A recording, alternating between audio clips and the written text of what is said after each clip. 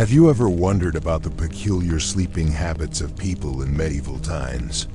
The medieval world was a place of shadows and candlelight, where the boundary between day and night held meanings we can scarcely imagine today. And in this world of stone castles and thatched cottages, of monasteries echoing with prayer and villages huddled against the darkness, people slept in ways that would seem utterly bizarre to our modern sensibilities. Picture yourself transported back to a cold winter's night in 13th century England, where the sun has set at 4 in the afternoon and won't rise again until 8 the next morning, leaving 16 long hours of darkness to navigate without electric lights, without street lamps, without even the consistent glow of gaslighting that would come centuries later. In this profound darkness, sleep wasn't the single 8-hour block we consider normal today, but rather something far more complex and strange. The practice of segmented sleep, or biphasic sleep as scholars now call it, was so common throughout medieval Europe that nobody even thought to mention it as unusual, which is precisely why it took historians so long to piece together this forgotten rhythm of human rest. People would go to bed shortly after sunset, perhaps around 9 or 10 o'clock, and sleep for about 4 hours in what they called their first sleep or dead sleep. Then they would wake naturally around midnight or 1 in the morning and remain awake for an hour or two in a period known as the watch or watching, before returning to their second sleep or morning sleep until dawn broke across the horizon. This wasn't considered insomnia or a sleep disorder, but the most natural thing in the world, as natural as breathing or eating. And during that mysterious hour or two of wakefulness in the middle of the night, medieval people engaged in all manner of activities that reveal the texture of their daily lives. Some would rise from their beds to tend the fire, adding another log to keep the embers glowing and the cold at bay, while others might check on their animals, ensuring the chickens were safe from foxes and the pigs were secure in their pens. The more devout would use this time for prayer and contemplation, believing that the middle of the night brought them closer to the divine, away from the distractions and temptations of daylight hours. Monks had formalized this practice into the ritual of matins, rising at 2 or 3 in the morning for prayers, though ordinary people practiced their own informal versions of nighttime devotion. Couples would often use this wakeful period for intimate conversation or lovemaking. Medical texts of the time actually recommended this as the optimal time for conception, claiming that after the first sleep, the body was properly rested and the humors were balanced, making it ideal for creating healthy offspring. But the strangeness of medieval sleep habits goes far deeper than just this 2-part structure. Consider the sleeping arrangements themselves, which would make most modern people deeply uncomfortable. Privacy as we understand it simply didn't exist for the vast majority of medieval people. In a typical peasant's cottage, the entire family would share a single room and often a single bed, with parents, children, grandparents, and sometimes even servants or laborers all bundled together for warmth and protection. The great halls of castles weren't much different, with knights and retainers sleeping on benches along the walls or on straw pallets scattered across the floor, everyone together in one vast communal space where the line between public and private life completely dissolved. Even in wealthier households where separate bedchambers existed, the master and mistress of the house would rarely sleep alone.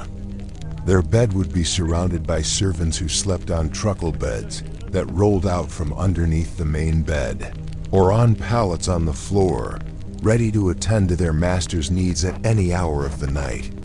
These servants might be called upon to fetch water, stoke the fire, empty chamber pots, or simply provide companionship during those long dark hours.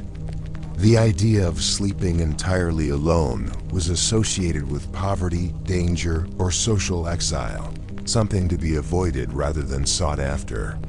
A merchant traveling alone might share a bed at an inn with complete strangers, and this was considered perfectly normal, even preferable to sleeping alone, which might invite suspicion about one's character or intentions. The beds themselves were extraordinary constructions that bore little resemblance to what we sleep on today. For the wealthy, a bed was often the most valuable piece of furniture in the house, sometimes worth more than the house itself. These were massive wooden structures, essentially small rooms within rooms, with heavy curtains that could be drawn completely closed to create a dark, warm cocoon separate from the cold air of the chamber. Inside these fabric walls, the atmosphere would become thick with the breath and body heat of the sleepers, creating an almost suffocating environment that medieval people found comforting rather than oppressive. The mattresses were stuffed with whatever materials were available and affordable, ranging from fresh straw that needed regular changing to prevent lice and fleas, to feathers for the wealthy, though even feather beds came with their own problems as they needed constant fluffing and attracted all manner of vermin. The poor made do with much simpler arrangements, often sleeping on bags stuffed with straw, leaves, or even dried pea pods, which rustled and crunched with every movement throughout the night. These humble beds were often placed directly on the floor, which meant sharing sleeping space with mice, rats, and insects that emerged in the darkness. To combat the cold, families would bring their livestock into the house during winter months, and the warmth from the animals' bodies would help heat the space, though it also meant sleeping with the sounds and smells of cattle, pigs, and chickens just feet away from where people lay their heads. Medieval people had developed elaborate rituals around preparing for sleep that seem almost magical to our modern eyes. They believed that the position of the bed in relation to the cardinal directions could affect the quality of sleep and even determine the gender of children conceived in that bed. Sleeping with one's head pointing north was thought to draw blood to the brain and cause insomnia, while sleeping with feet pointing toward the door was considered extremely unlucky, as this was how corpses were carried out of houses.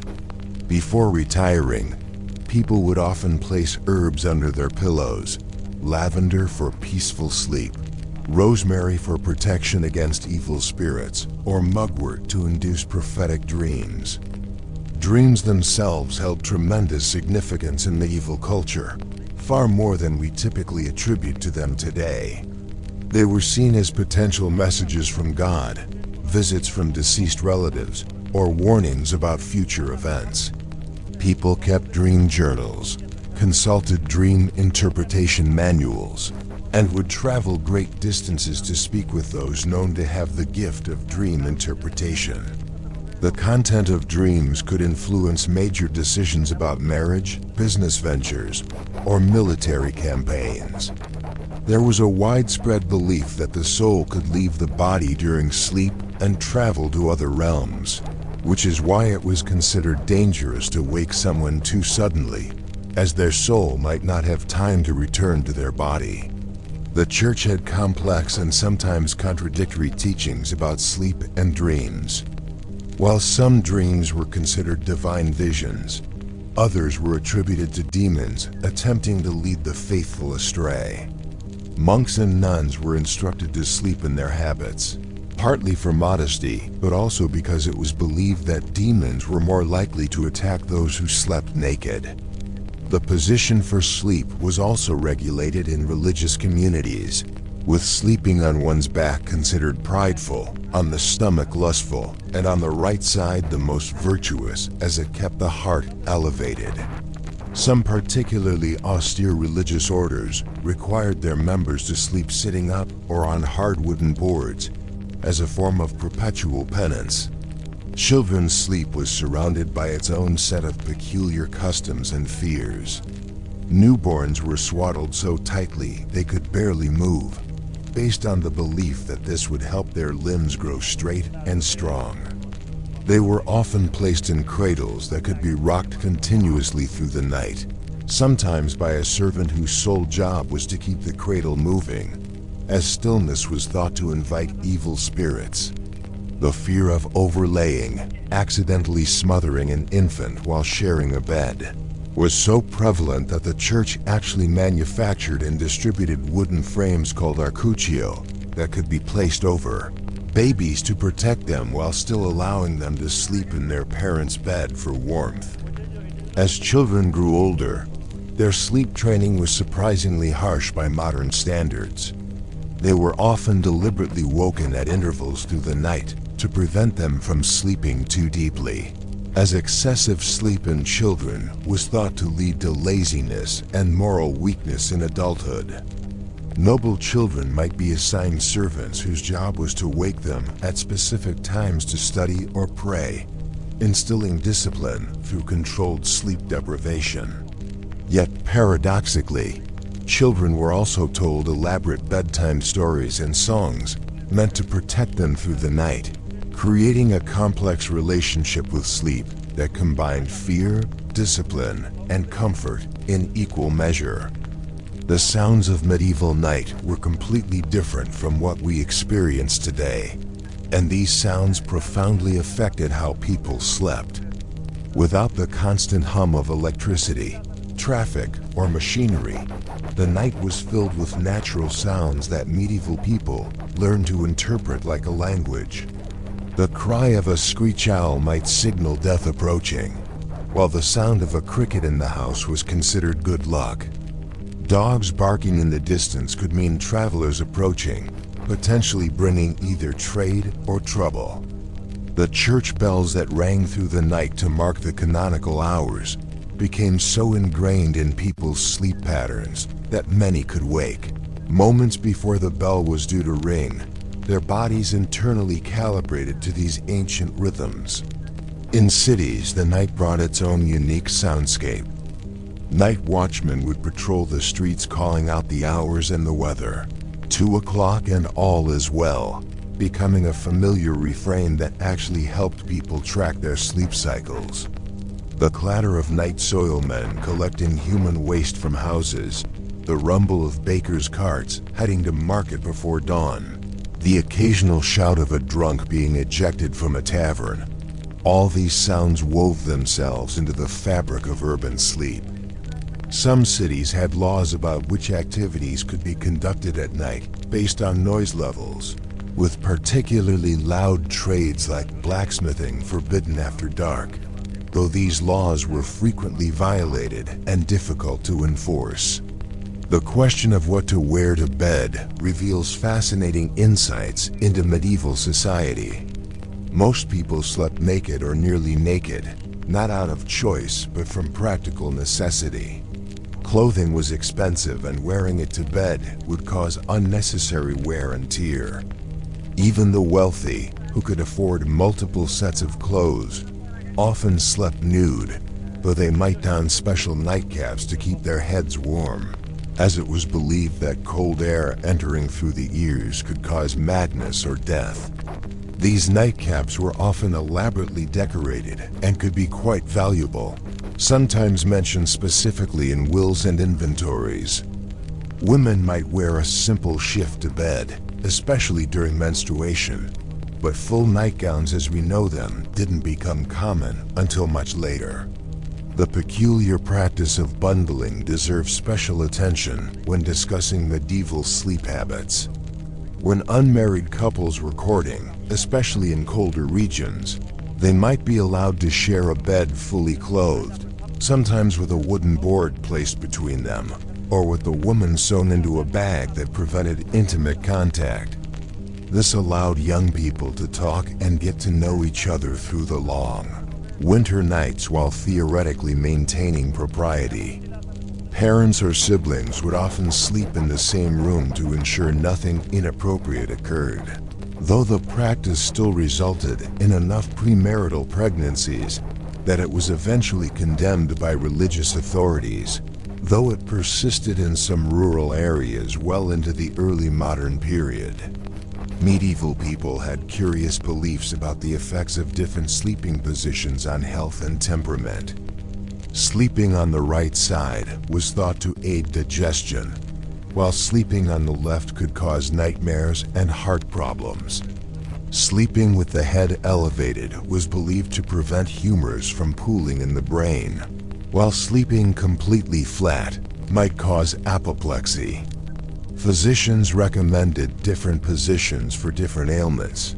Sleeping face down for stomach troubles, on the back for respiratory problems, though this was also the position associated with death, and many people feared they might not wake up if they slept this way. Some medical texts suggested changing position multiple times during the night, according to a complex schedule based on the movement of celestial bodies. The role of artificial light in medieval sleep patterns cannot be overstated.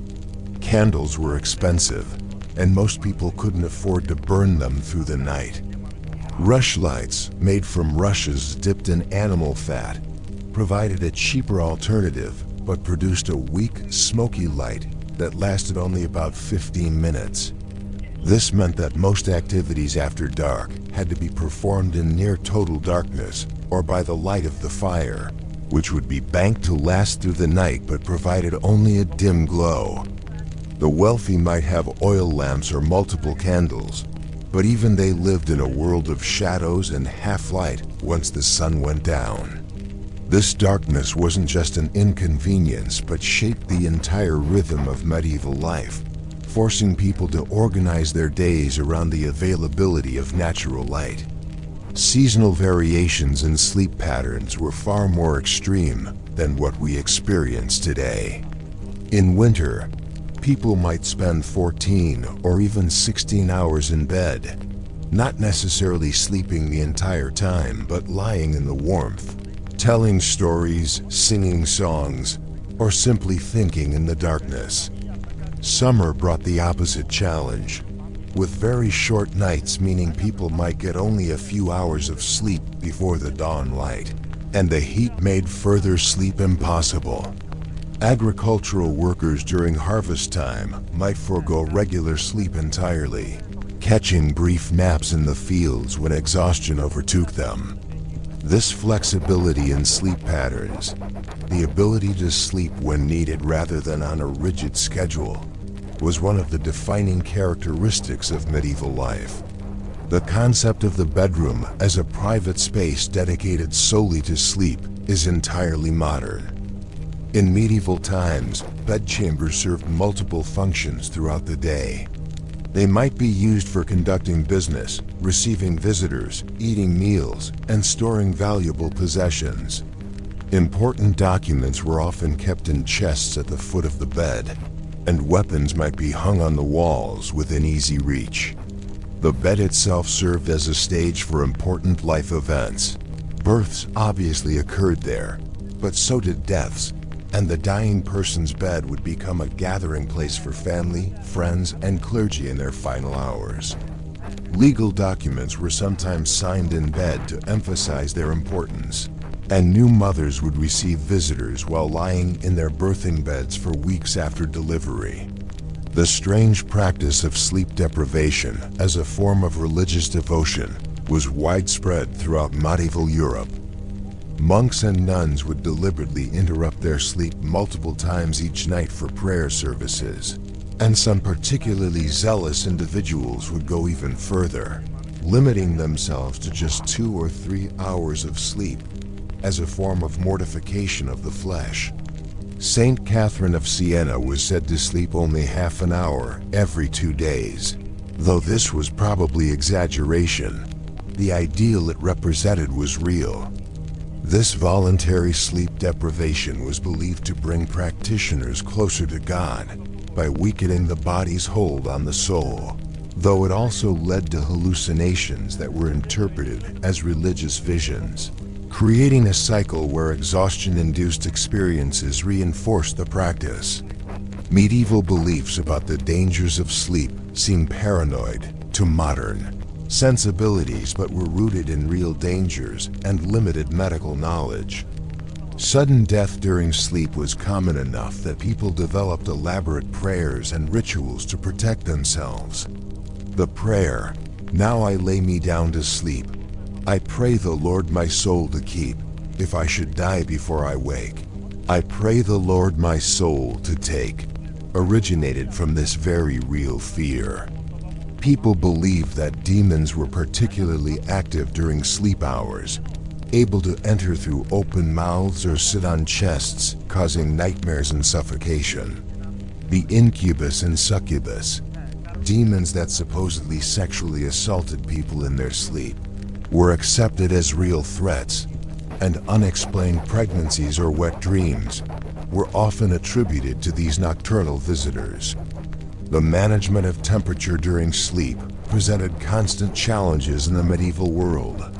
Without central heating or effective insulation, maintaining warmth through the night required creativity and communal cooperation. Wealthy households might use warming pans filled with coals to heat the bed before climbing in, though these presented their own dangers of fire or carbon monoxide poisoning. Most people relied on body heat, piling entire families into one bed and using heavy curtains and multiple layers of bedding to trap warmth. In summer, the opposite problem arose, with no cooling beyond what could be achieved by opening windows, which then let in insects and potentially dangerous night air, which was believed to carry disease and evil influences. The curious medieval practice of hiring professional sleepers reveals how different their world was from ours.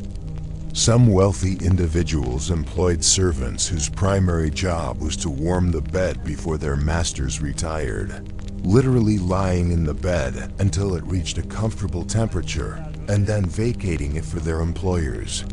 Others hired people to sleep beside them specifically for companionship or protection. Not sexual services, but simply the comfort of another human presence in the darkness. There were even professional prayer sleepers in some monasteries, lay brothers whose job was to maintain perpetual prayer throughout the night while the other monks slept, ensuring that praise to God never ceased. Medieval sleeping arrangements during travel were particularly challenging and often dangerous. Inns and hostels provided little privacy or security, with travelers routinely sharing beds with complete strangers who might rob or murder them in their sleep. The quality of these accommodations varied wildly, from reasonably clean establishments that provided fresh straw and regular linen changes to horrific flea-infested hovels where travelers might prefer to sleep in the stable with the horses. Wealthy travelers might carry their own bedding, including portable beds that could be assembled wherever they stopped. But even they faced risks from bandits, bad weather, and the basic discomforts of travel in an era before paved roads and suspension systems. The intersection of sleep and superstition in medieval culture created elaborate protective rituals that had to be performed nightly. Iron objects, particularly horseshoes or knives, might be placed under the bed to ward off fairies and evil spirits. Salt could be sprinkled around the bed to create a protective circle, and certain prayers had to be recited in specific orders to ensure divine protection through the night.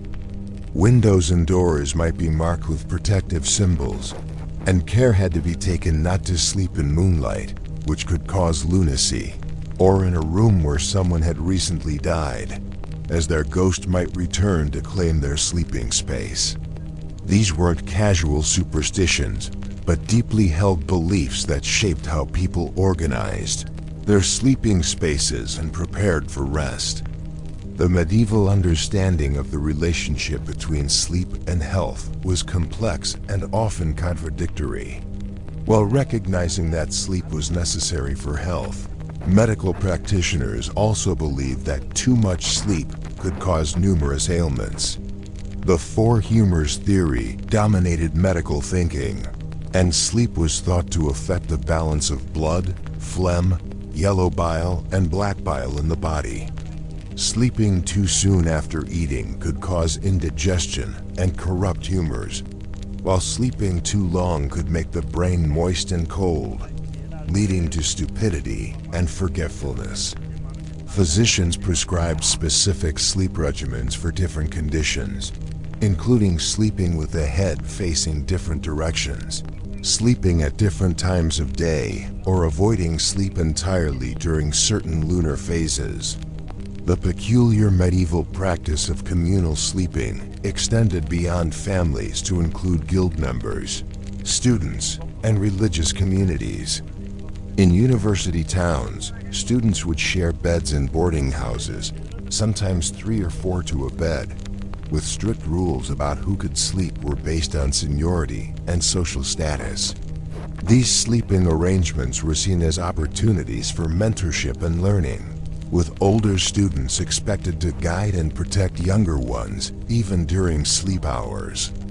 Craft guilds had similar arrangements for apprentices, who would sleep in their masters' workshops, often directly under the workbenches or in small lofts above the shop. This constant proximity was intended to facilitate learning through total immersion in the craft, but it also led to exploitation and abuse that was difficult to escape given the complete lack of privacy. Medieval armies had their own unique sleeping customs that reflected both practical needs and supernatural beliefs. Soldiers would sleep in shifts, with complex rotation systems, ensuring that enough men were always awake to guard against night attacks. Before major battles, entire armies might be kept awake all night in prayer and preparation, with the belief that sleep before combat could weaken martial spirit. Knights might sleep in their armor to be ready for sudden attacks, though this was hideously uncomfortable and could lead to serious health problems from restricted circulation and the inability to properly rest. Camp followers, including wives, prostitutes, and merchants, created their own sleeping arrangements around the military camps, forming temporary communities that dissolved and reformed with each day's march. The treatment of sleep disorders in medieval times reveals both surprising insights and dangerous misconceptions.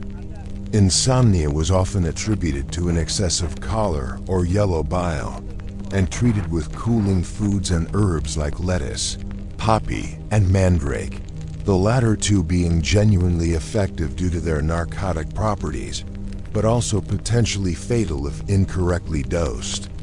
Excessive sleeping was treated with stimulating herbs and sometimes with physical punishment, as it was seen as a moral failing rather than a medical condition. Sleepwalking was particularly feared, as it was believed the soul had left the body and a demon had taken temporary possession. Sleepwalkers might be tied to their beds or have bells attached to their ankles to wake them if they began to move. The economics of sleep in medieval society created stark divisions between social classes. The wealthy could afford to sleep longer and more comfortably, with servants to maintain fires, empty chamber pots, and guard against intruders. They had the luxury of choosing when to sleep and wake, following their natural rhythms rather than external demands. The poor had to organize their sleep around work demands that varied with the seasons, sleeping less during harvest time and more during winter months when agricultural work was limited. Urban workers faced different challenges, with some trades requiring night work that completely inverted normal sleep patterns.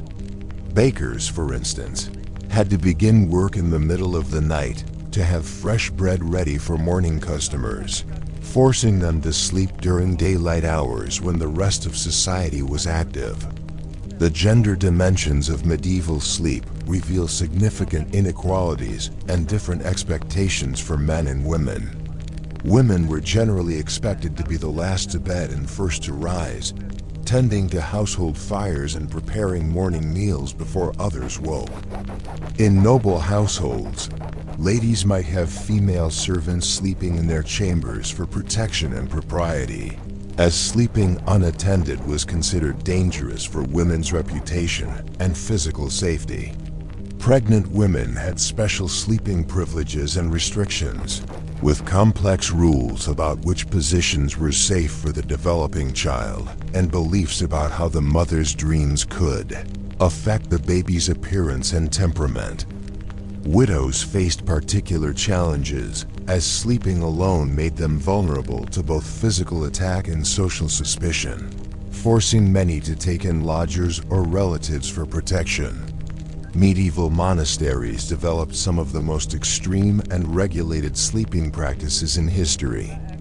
The Rule of Saint Benedict, which governed most Western monasteries, specified exact times for sleep and mandated that monks sleep fully clothed in individual beds in a common dormitory, with a candle burning all night. This perpetual light was meant to prevent sins that might occur in darkness, though it must have made actual sleep difficult. Monks were forbidden from speaking after Compline, the final prayer service of the day, creating a great silence that lasted until morning prayers. The abbots or their representatives would patrol the dormitories at night, checking that monks were in their assigned beds and properly covered. Violations of sleep rules could result in corporal punishment, reduced rations, or extended prayer vigils. The fascinating medieval belief in the power of first sleep versus second sleep extended to ideas about when different activities were most auspicious. Important decisions were thought to be best made after the first sleep, when the mind was refreshed but not yet clouded by the full night's dreams. Criminal confessions extracted after the first sleep were considered more reliable than those obtained at other times. Sexual intercourse after the first sleep was not only thought to be more likely to result in conception, but also to produce stronger, healthier children. Even creative work was believed to be superior when performed during the watch period between sleeps, with poets and scholars often keeping writing materials beside their beds to capture insights that came during these mysterious hours of wakefulness. The role of animals in medieval sleep practices extends far beyond simply sharing space for warmth. Many people believed that certain animals could protect sleepers from evil spirits or nightmares. Cats were sometimes encouraged to sleep on beds despite the fleas they carried, as their presence was thought to ward off evil spirits. Dogs might be specifically trained to wake their masters if they showed signs of distress during sleep, potentially saving them from nightmare-induced death. On the other hand, some animals were feared as nightmare bringers. Horses in particular were thought to be ridden by spirits at night, which explained why they sometimes appeared exhausted and sweaty in the morning despite being stabled all night. The intersection of law and sleep in medieval society created unusual legal precedents that seem absurd today. Crimes committed by sleepwalkers presented particular challenges to medieval courts, with debates about whether the person's soul or a possessing demon was responsible for the actions. Laws governing noise at night were strictly enforced in some cities, with heavy fines for disturbing others' sleep. Yet these same cities might mandate that certain people, like Jews or prostitutes, could only travel through streets at night, creating inevitable conflicts. The concept of sanctuary sleep meant that someone who fell asleep in a church could not be removed by force until they woke naturally, leading to some criminals attempting to maintain perpetual residence in churches by sleeping in shifts. Medieval pregnancy and childbirth practices around sleep revealed deep anxieties about vulnerability and the supernatural. Pregnant women were advised to sleep in specific positions to ensure the baby developed properly, with sleeping on the right side supposedly producing boys and the left side girls. They were forbidden from sleeping in moonlight, which might cause the child to be born lunatic, or in rooms where cats had been, as this could result in the child having cat-like features. After giving birth, new mothers entered a period called lying in, where they remained in bed for up to a month, receiving visitors and conducting household business from their beds while their bodies recovered. This practice, which seems leisurely to modern eyes, was actually fraught with danger as prolonged bed rest increased the risk of blood clots and other complications. The development of specialized furniture for sleeping shows medieval innovation within technological constraints. The truckle or trundle bed, which could be pushed under a larger bed during the day, allowed servants to sleep near their masters while maintaining some separation. Folding beds that could be stored against walls were invented for small spaces, though these were often unstable and prone to collapse. Some beds featured built-in storage compartments for valuables, with secret drawers and hidden panels that could only be accessed by knowing the proper sequence of movements.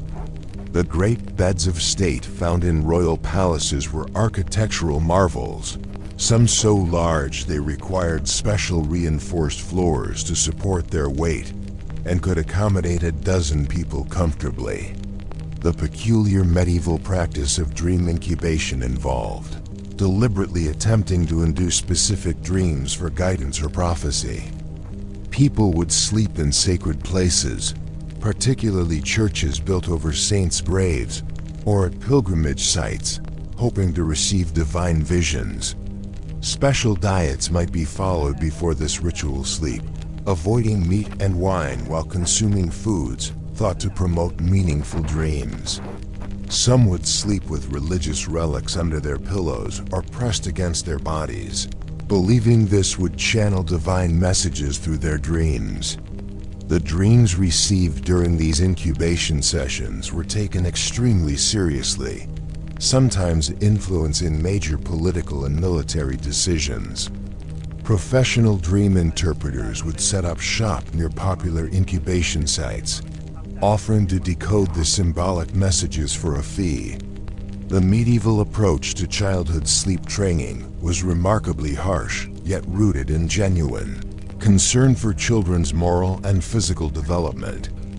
Infants were often subjected to cold baths before bedtime to toughen them against hardship, and crying was frequently ignored based on the belief that responding would create weakness of character. Children of noble families might have dedicated servants who slept in their rooms to monitor their sleeping positions, as sleeping in certain positions was thought to encourage bad habits or moral failings. Young boys training to be knights would sometimes be made to sleep on hard surfaces or in uncomfortable positions to prepare them for the hardships of military life. Yet paradoxically, these same children were told elaborate stories of guardian angels watching over their sleep and taught special prayers for protection through the night. The fascinating subject of medieval bedding materials reveals much about daily life and social hierarchy. While the wealthy could afford multiple sets of linen sheets that were laboriously washed and bleached, most people made do with rough woolen blankets that were rarely, if ever, cleaned. The stuffing materials for mattresses created their own hierarchies, from the lowly straw that harbored insects and needed constant replacement, through dried bracken and heather that smelled pleasant but compressed quickly, to the luxury of down feathers that only the richest could afford. Some regions developed unique local traditions, stuffing mattresses with dried hops that supposedly promoted peaceful sleep, or using aromatic herbs that would release their scent when compressed by the sleeper's weight. Medieval beliefs about the relationship between sleep and the soul created elaborate theological debates that influenced everyday practice.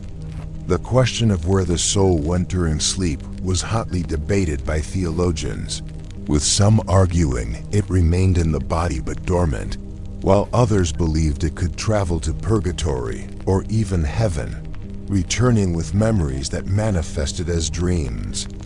This led to practices like placing crosses or holy water near the bed to ensure the soul could find its way back to the body. Some people would tie red thread around their wrists or ankles, believing this would keep the soul tethered to the body during its nocturnal wanderings. The moment of waking was considered particularly dangerous, as the soul might not be fully reintegrated with the body, making the person vulnerable to possession or illness. The economics of staying warm during sleep in medieval times created entire industries and trade networks. The fur trade was largely driven by the need for warm bed coverings, with different furs commanding different prices based on their warmth and prestige. Squirrel fur, surprisingly, was highly valued for lining bedclothes, while rabbit fur was more common and affordable. The production of woolen blankets was a major cottage industry, with specific regions becoming famous for their particular weaves and weights.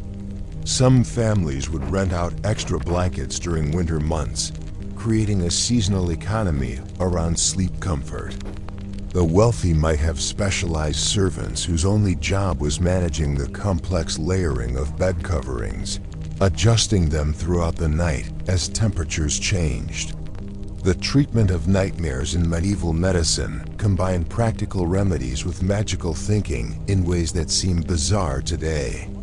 Physicians might prescribe sleeping with one's head pointing in different directions on different nights to confuse the demons that brought bad dreams. Dietary restrictions were common, with certain foods like beans and cheese forbidden before bedtime, as they were thought to generate thick vapors that rose to the brain and cause disturbing dreams. Some remedies involved placing specific stones or crystals under the pillow, with amethyst particularly valued for its supposed ability to prevent nightmares.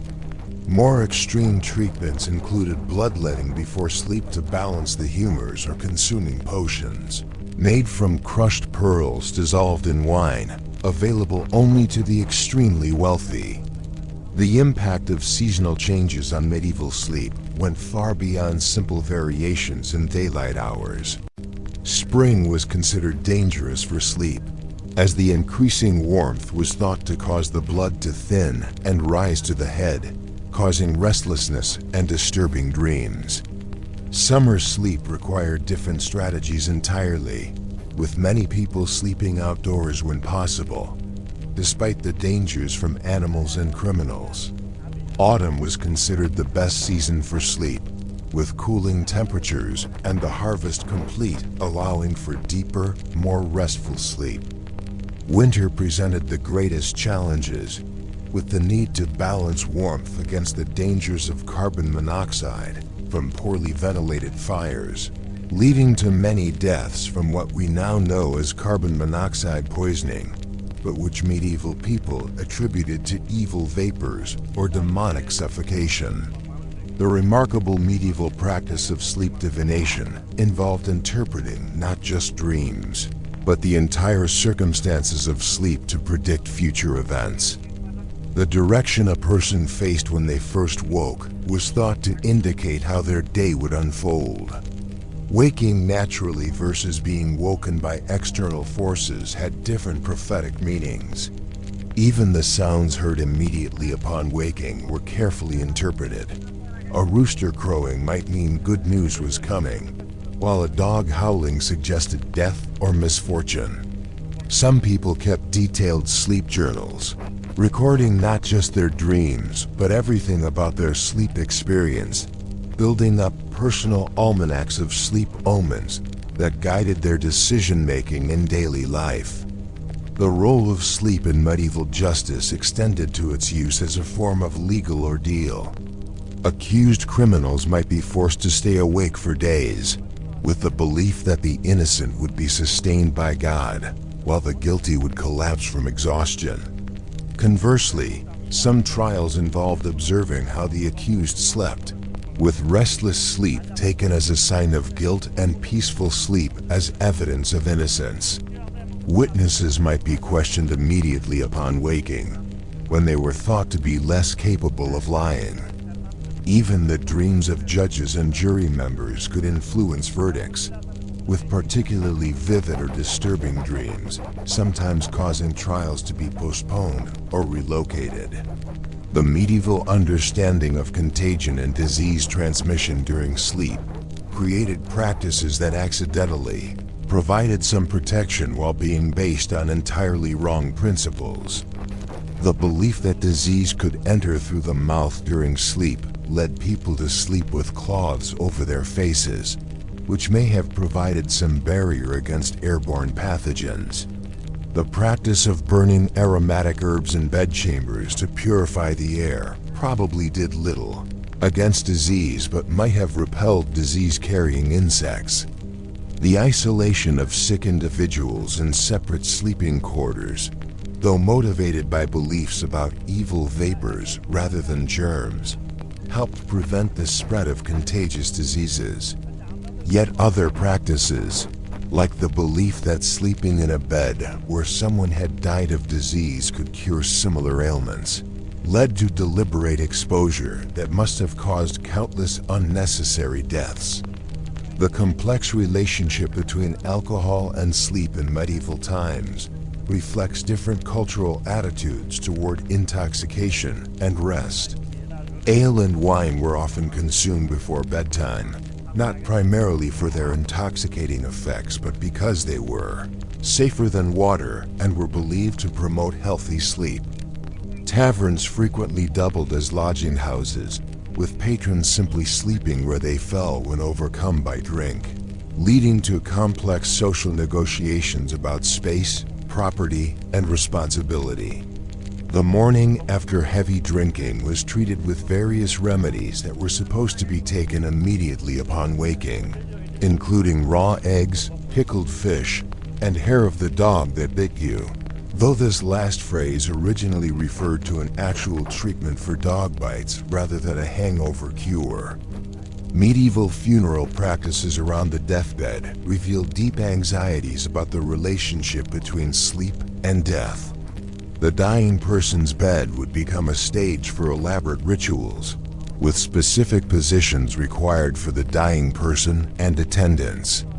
The moment of death had to be witnessed to ensure the soul's proper departure, leading to exhausting vigils that could last days.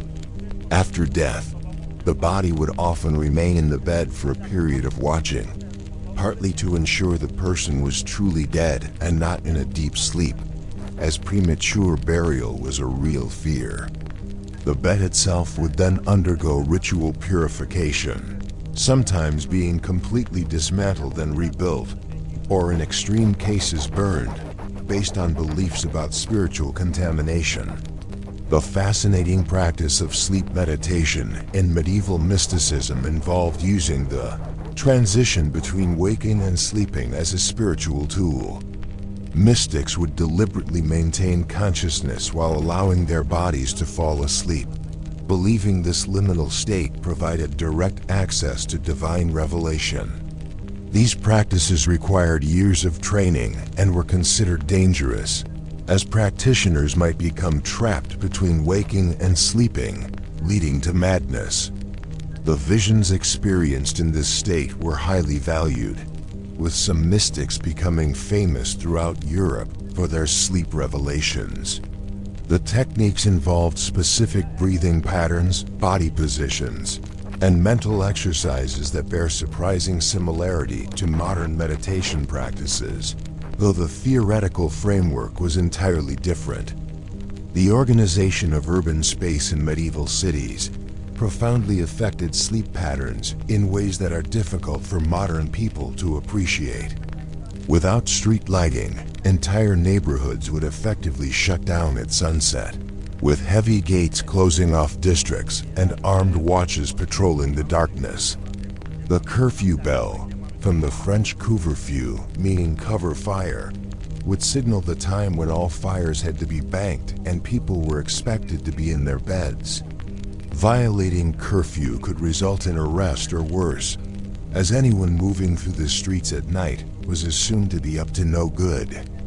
This created a forced synchronization of sleep schedules across entire communities, with everyone going to bed and waking at roughly the same times, reinforced by church bells, watch calls, and the simple reality that moving through pitch-black streets was dangerous and difficult.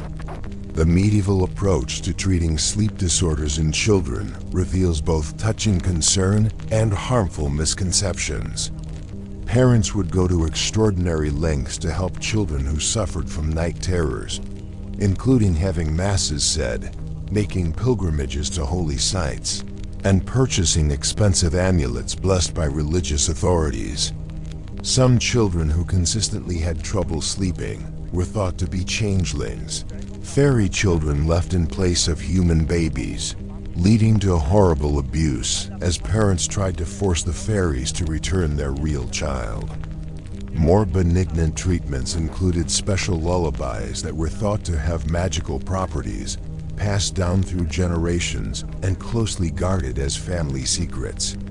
The use of poppy-based preparations to help children sleep was common but dangerous, with many children dying from accidental overdoses of these primitive sedatives that had no standardized dosing. The remarkable medieval institution of the night refuge provided temporary sleeping spaces for travelers, pilgrims, and the poor, but these charitable establishments came with their own peculiar rules and dangers. Run by religious orders or municipal authorities, night refuges would open their doors at sunset and lock them at a specific hour, with anyone arriving late forced to sleep in the streets regardless of weather or danger. Inside, sleepers would be arranged according to strict hierarchies of social status, gender, and perceived moral worth. Women would be separated from men, sometimes in different buildings entirely, and those suspected of disease would be isolated or turned away completely. The quality of sleep in these refuges was notoriously poor, with overcrowding, noise, theft, and violence being common problems. Yet for many, they provided the only alternative to sleeping exposed to the elements and the very real danger of freezing to death on winter nights. Medieval beliefs about the influence of celestial bodies on sleep created complex astrological systems for determining optimal sleeping times and positions. The phase of the moon was thought to directly affect the quality and content of dreams, with the new moon bringing prophetic dreams and the full moon causing restlessness and lunacy. The position of planets at the time of falling asleep was believed to influence not just dreams, but the restoration the body received from sleep. Some people would consult astrologers before making changes to their sleeping arrangements or schedules, believing that sleeping at the wrong time under the wrong celestial influences could cause illness or death. These beliefs led to the creation of elaborate sleep almanacs that provided daily guidance on when and how to sleep for optimal health and fortune.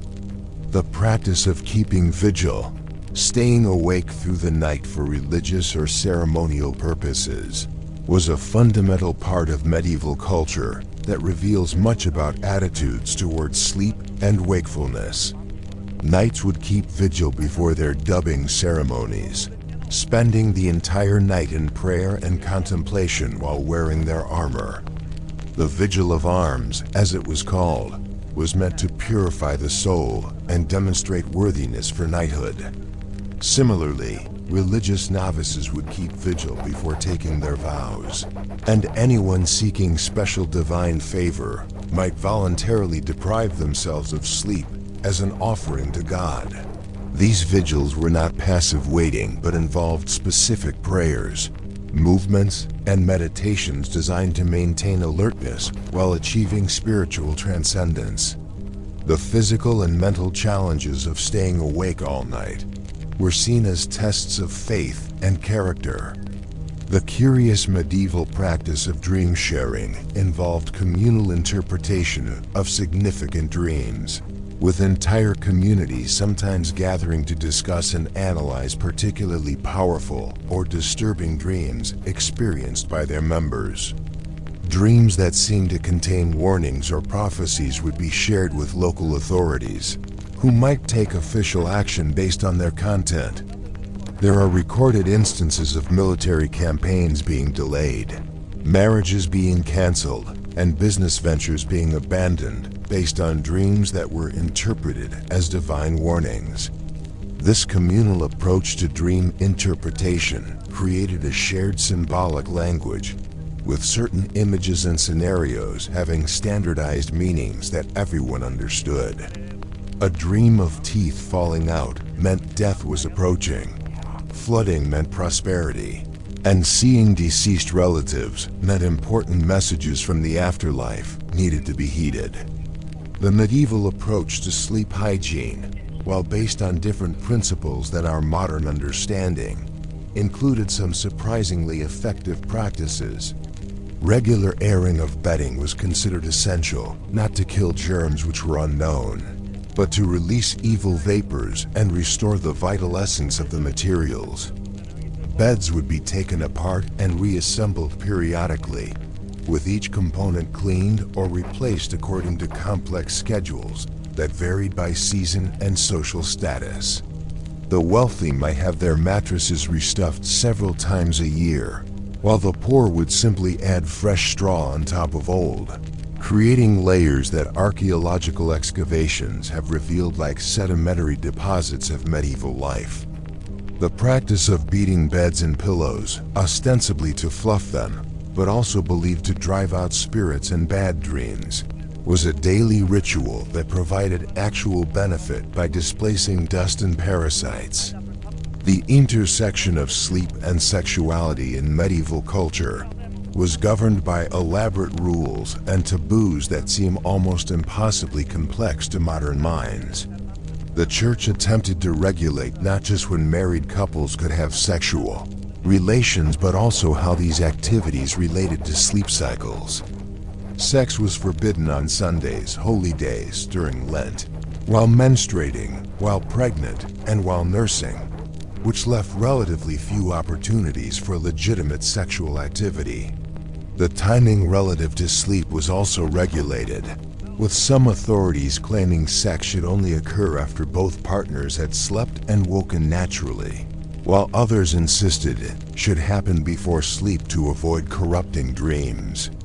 These rules were widely ignored, of course, but they created a framework of guilt and anxiety around both sleep and sexuality that profoundly influenced medieval psychology.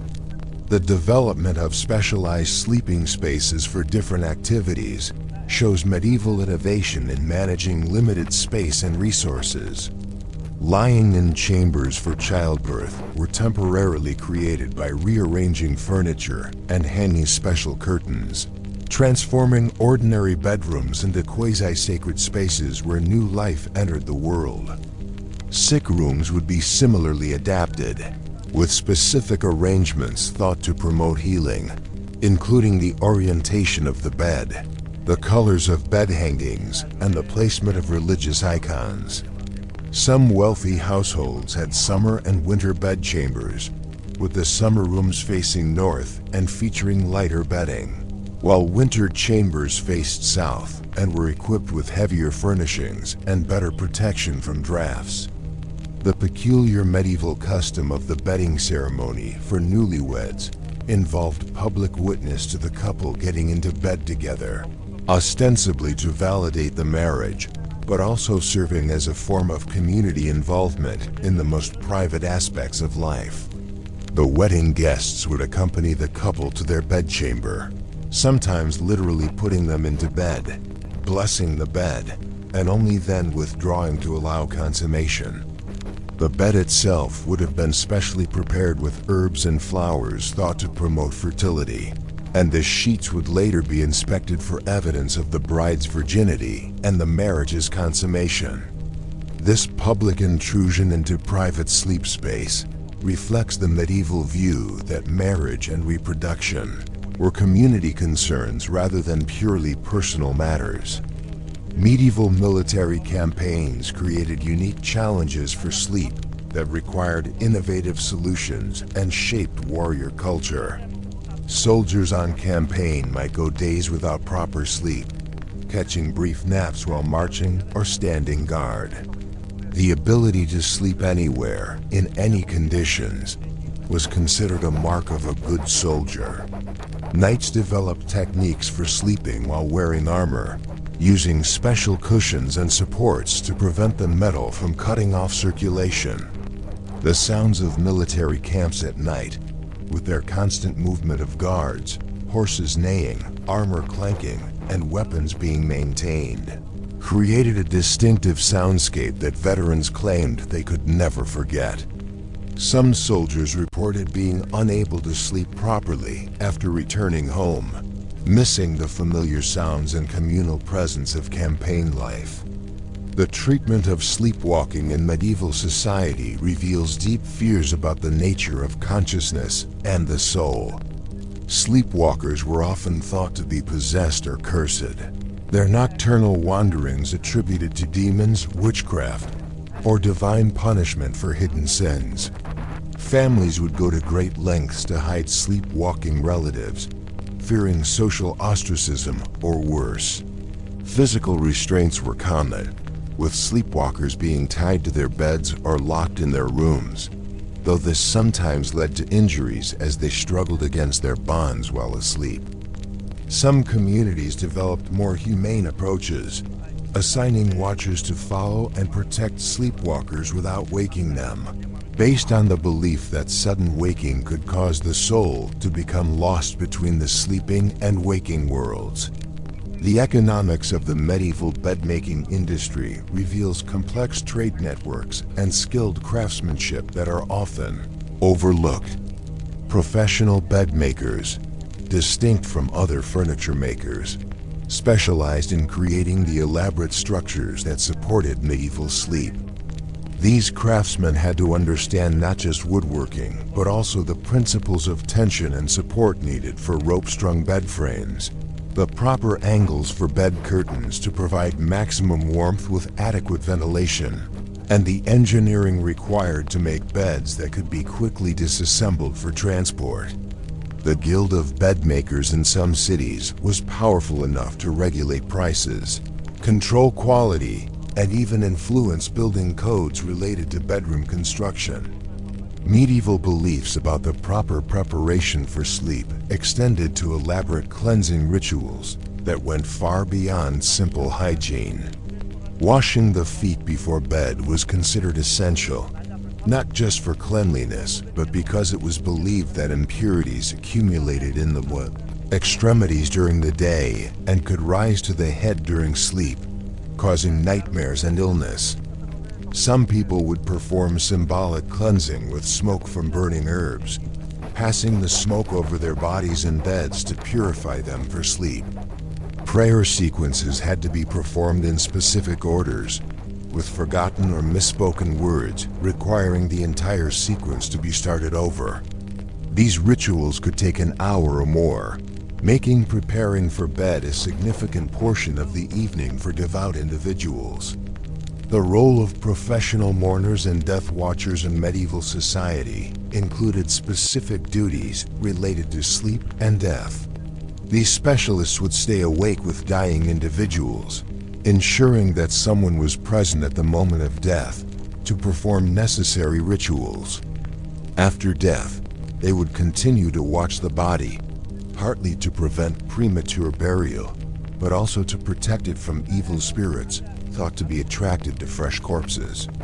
The watchers would often tell stories and sing songs through the night, creating a strange carnival atmosphere around death that seems macabre to modern sensibilities but served important psychological and social functions in processing grief and maintaining community bonds. The medieval understanding of sleep paralysis, which they called being hag-ridden or pressed by the mare, created elaborate protective practices that revealed deep-seated fears about vulnerability during sleep. Sufferers described feeling a weight on their chest, being unable to move or speak, and seeing terrifying figures in their bedchambers. These experiences were attributed to various supernatural causes, from witches sitting on the sleeper's chest to steal their breath, to demons attempting to possess the paralyzed victim.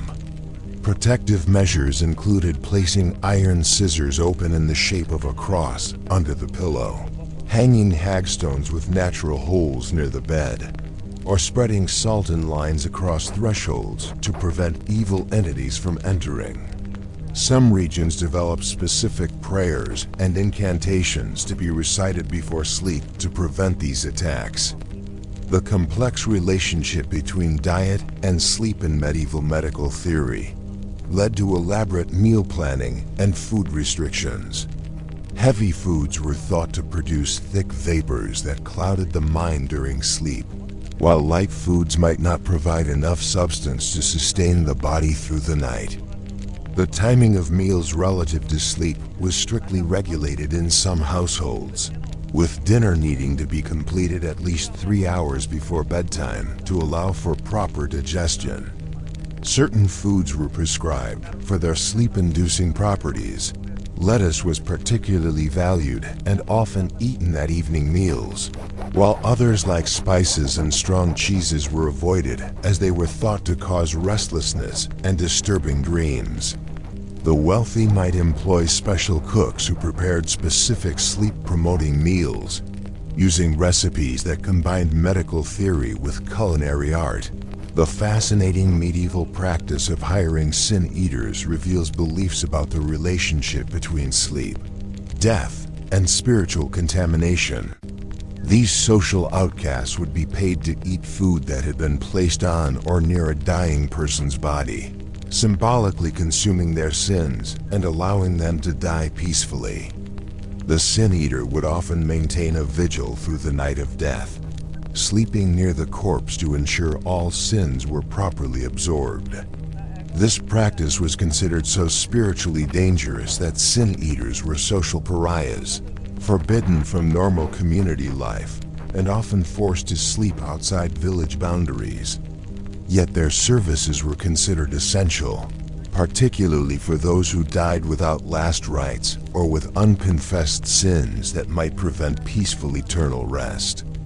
The organization of monastic dormitories reveals sophisticated understanding of communal living and sleep management. These large rooms would house dozens of monks in individual cells or alcoves, each just large enough for a simple bed and a small shelf for personal items. The arrangement was designed to balance privacy with supervision, allowing monks some personal space, while preventing the kinds of activities that complete privacy might enable. The dormitory would be patrolled at night by senior monks checking that everyone was in their assigned place and properly covered, as exposed flesh was considered an invitation to sin. The acoustic properties of these spaces were carefully considered, with some monasteries designing dormitories to amplify snoring and other sounds, making it impossible for anyone to leave their bed undetected. Medieval children's sleep was surrounded by protective rituals and customs that reflect deep parental anxieties about infant mortality and supernatural threats. Babies would be surrounded by protective amulets, including Wolf's teeth to prevent teething pain from disturbing sleep, coral to ward off evil spirits, and jets to prevent nightmares. Cradles were often marked with protective symbols and might contain hidden compartments for religious relics or protective herbs. The practice of swaddling was so tight that infants were essentially immobilized, based on beliefs that this would help their limbs grow straight and prevent them from scratching themselves or becoming tangled in bedclothes. Lullabies weren't simply soothing songs, but were thought to have magical protective properties, with specific melodies and words passed down through generations and closely guarded as family traditions. The medieval response to epidemic diseases created dramatic changes in sleeping arrangements and practices. During plague outbreaks, entire households might be sealed inside their homes if one member showed symptoms, forcing healthy and sick people to continue sharing sleeping spaces. Some cities established plague houses where the sick were forcibly relocated, with dormitory-style rooms where dozens of infected individuals would spend their final days and nights in communal suffering. The wealthy fled to country estates, but even there, elaborate precautions were taken, including sleeping with windows sealed despite summer heat, burning aromatic fires throughout the night, and maintaining complete isolation from anyone outside the household. These disease-driven changes to sleep practices sometimes persisted long after the immediate threat had passed, permanently altering how communities organize their living and sleeping spaces. The role of dreams in medieval literature and storytelling created a rich tradition of dream narratives that influenced how people understood their own sleep experiences. Dream vision poems, where the narrator falls asleep and experiences allegorical or spiritual adventures, were one of the most popular literary genres. These works, like the Romance of the Rose and Piers Plowman, shaped expectations about what dreams should contain and how they should be interpreted. People would compare their own dreams to these literary models, looking for similar symbols and meanings. This created a feedback loop where literature influenced dream content, which in turn influenced new literary works. The boundary between actual dream experiences and literary conventions became so blurred that it's often impossible for historians to determine whether medieval dream accounts describe genuine sleep experiences or literary constructions. The peculiar medieval practice of dream incubation at holy sites involved pilgrims sleeping in churches or shrines, hoping to receive healing visions or divine guidance. Special dormitories were built at major pilgrimage sites to accommodate these spiritual seekers, with hundreds of people sleeping in close proximity, each hoping for their own miraculous dream. The atmosphere in these sleeping chambers must have been extraordinary, with whispered prayers, sudden cries from those experiencing visions, and the constant coming and going of pilgrims arriving at all hours. Priests would circulate through the dormitories, recording significant dreams and offering interpretations. Some pilgrims would spend weeks at these sites, sleeping and waiting for dreams that never came, while others claimed to receive elaborate visions on their first night. The management of light and darkness in medieval castles required elaborate protocols that affected everyone's sleep patterns. Great halls would be illuminated by massive fireplaces and occasional candles or torches, creating pools of light surrounded by deep shadows.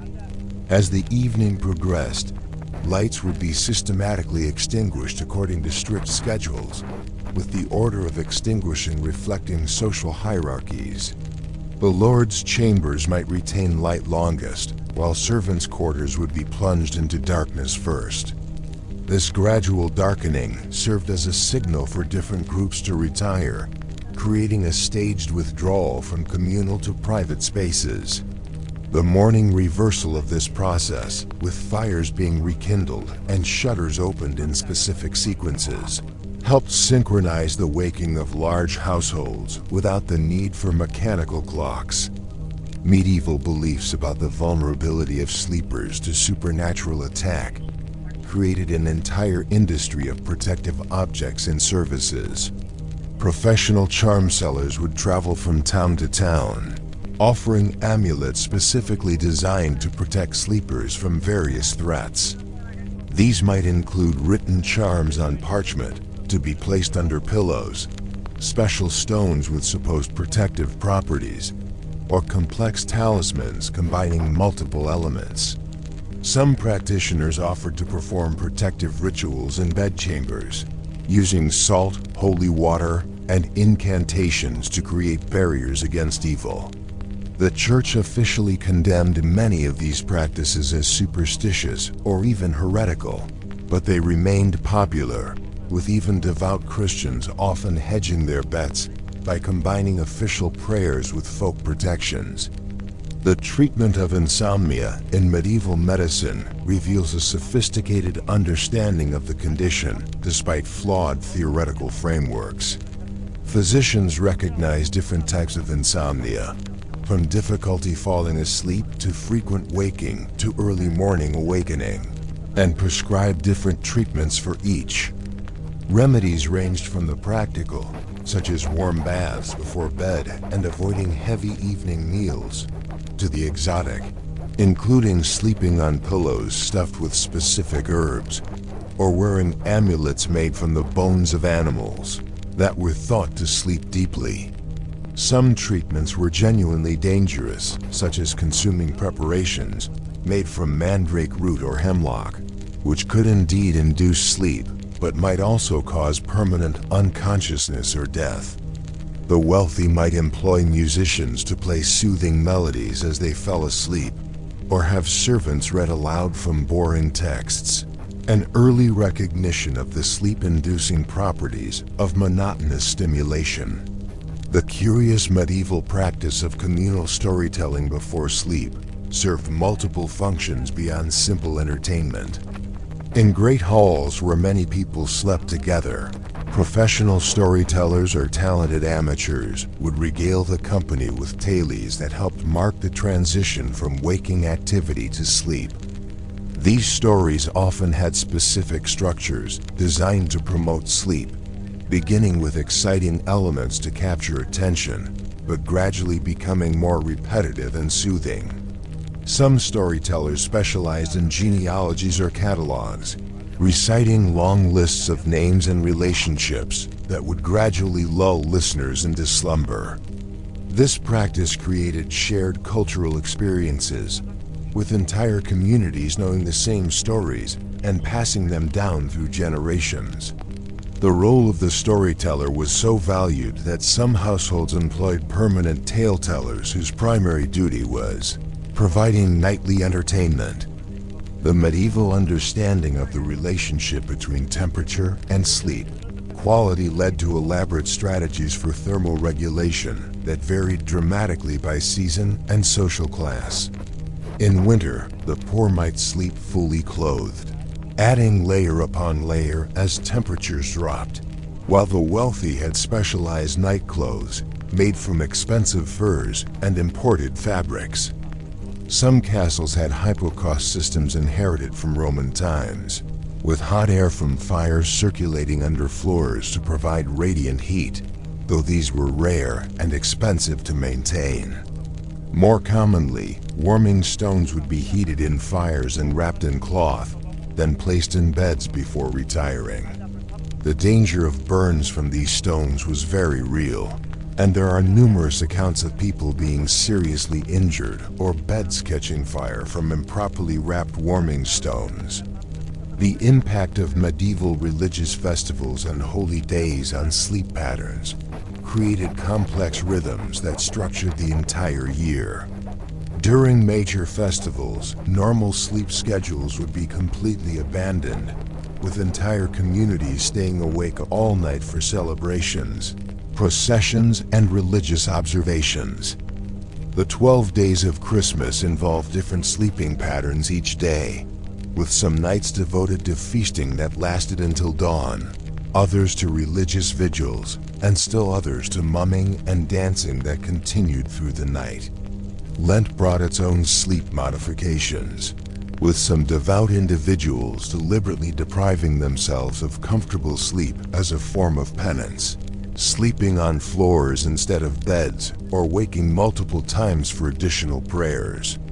These cyclical disruptions to normal sleep patterns were not seen as problems, but as essential parts of religious and community life. The development of specialized vocabulary around sleep in medieval languages reveals nuanced understanding of different sleep states and experiences. Middle English had dozens of words for different types of sleep and sleeping, many of which have no modern equivalent.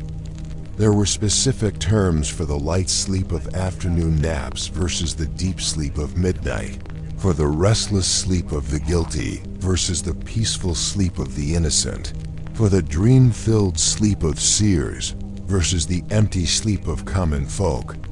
This rich vocabulary allowed for precise communication about sleep experiences that we struggle to describe today with our more limited terminology. Medical texts distinguish between numerous types of pathological sleep, from the sleep of melancholy to the sleep of excess blood, each requiring different treatments and carrying different prognoses. The fascinating medieval practice of determining guilt or innocence through dream trials involved accused criminals sleeping in special chambers, where their dreams would be observed and interpreted. The accused would be given specific substances before sleep, usually herbal preparations thought to promote truthful dreams, and would be watched throughout the night for signs of distress or peace. Upon waking, they would be immediately questioned about their dreams, with trained interpreters analyzing the content for evidence of guilt or innocence. Certain dream symbols were considered definitive proof. Dreaming of clear water suggested innocence, while dreams of fire or blood indicated guilt. These trials were particularly common in cases where other evidence was lacking, though their reliability was questioned even at the time, with some authorities condemning them as no better than chance. The role of sleep in medieval concepts of age and aging created different expectations and accommodations for sleepers at different life stages. Children were expected to sleep longer and more deeply than adults, with excessive wakefulness in children considered a sign of illness or demonic influence.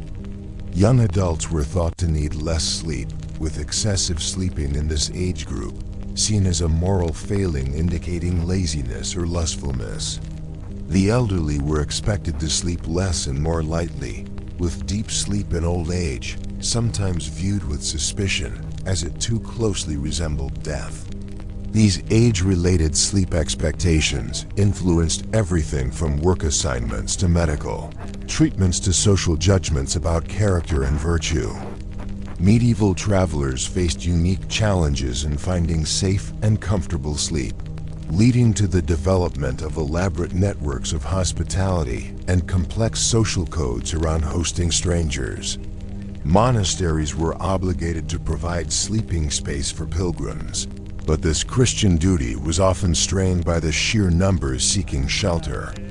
Wealthy travelers might carry letters of introduction that would guarantee them sleeping space in noble households along their route, creating chains of reciprocal obligation that could span entire continents. For ordinary travelers, finding sleep meant negotiating with innkeepers who might pack dozens of strangers into a single room, or seeking shelter in barns and stables where they competed with animals for space and warmth. The vulnerability of sleeping while traveling led to numerous protective practices, including sleeping in shifts with traveling companions, hiding valuables inside clothing, and choosing sleeping positions that would make theft or assault more difficult. The treatment of those who talked or cried out in their sleep reveals medieval anxieties about the unconscious revelation of secrets.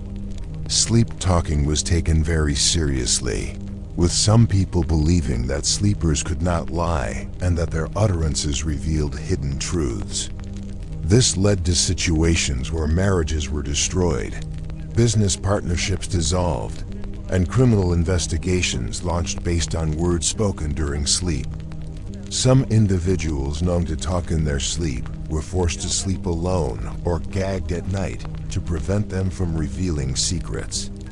There were even legal precedents for whether statements made during sleep could be used as evidence in court, with different jurisdictions reaching different conclusions. The fear of revealing secrets during sleep led some people to practice mental exercises before bed, attempting to control their thoughts and dreams to prevent inadvertent disclosures. The medieval approach to pregnancy and infant care during sleep hours reveals both touching tenderness and dangerous misconceptions. Pregnant women were subject to elaborate restrictions on their sleeping positions, with complex rules about which side to sleep on during different stages of pregnancy. It was believed that the position of the mother during sleep could affect the position of the baby, potentially causing breech births or other complications. After birth, the care of infants at night was surrounded by superstitions and fears. Mothers were warned never to fall asleep while nursing, as it was believed the baby could steal their breath. The placement of the cradle was crucial, with specific positions relative to the parent's bed, thought to protect against evil spirits and promote healthy development. Some families employed special night nurses whose sole job was to watch infants sleep, waking them if they slept too deeply and soothing them if they cried, based on beliefs that both excessive sleep and excessive crying could be harmful. The organization of work schedules in medieval society created distinct sleep patterns for different occupations that would seem extreme by modern standards.